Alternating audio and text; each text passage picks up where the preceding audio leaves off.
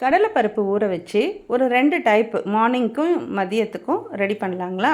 அதுக்கு மார்னிங்க்கு வடகரிக்கு வெங்காயம், தக்காளி, இஞ்சி, பூண்டு, கருவேப்பிலை, புதினா எல்லாம் ரெடியாக வச்சுக்கோங்க.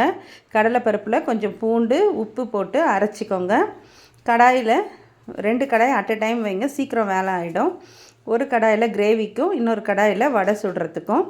கிரேவி ரெடி பண்ணுறதுக்கு எல்லாம் கரம் மசாலா ஐட்டம் போட்டு தாளித்து வெங்காயம், தக்காளி, இஞ்சி பூண்டு பேஸ்ட்டு, அப்புறம் கொத்தமல்லி, கருவேப்பிலை, புதினா கொஞ்சம், மிளகாய்த்தூள், மஞ்சள் தூள், உப்பு, இஞ்சி பூண்டு பேஸ்ட்டு இதெல்லாம் போட்டு நல்லா கொதிக்கட்டோண்டு தண்ணி ஊற்றி வேக விடுங்க. அதுக்குள்ளே பக்கத்தில் இந்த மாதிரி பக்கோடா போட்டு இது செவக்கக்கூடாது, வெந்து எடுத்துடணும். இதை நசுக்கி இந்த கிரேவியில் போட்டு கொஞ்சம் தண்ணி சேர்த்து தளப்பாக இந்த கன்சிஸ்டன்சிக்கு வந்த உடனே எடுத்திங்கன்னா வடகரி ரெடி. இப்போது புதினா பக்கோடா பண்ணலாங்களா. அதுக்கு கடலைப்பருப்பில் உப்பு, இஞ்சி பூண்டு பேஸ்ட்டு, அப்புறம் பச்சை மிளகாவோ இல்லை காஞ்ச மிளகாவோ உங்கள் டேஸ்ட்டுக்கு ஏற்ற மாதிரி போட்டுக்கோங்க. கொஞ்சம் சோம்பு சேர்த்துக்கோங்க. புதினா இலையை சேர்த்து அரைச்சி எடுத்து இப்படி கிள்ளி போட்டு எடுத்திங்கன்னா பக்கோடா ரெடி.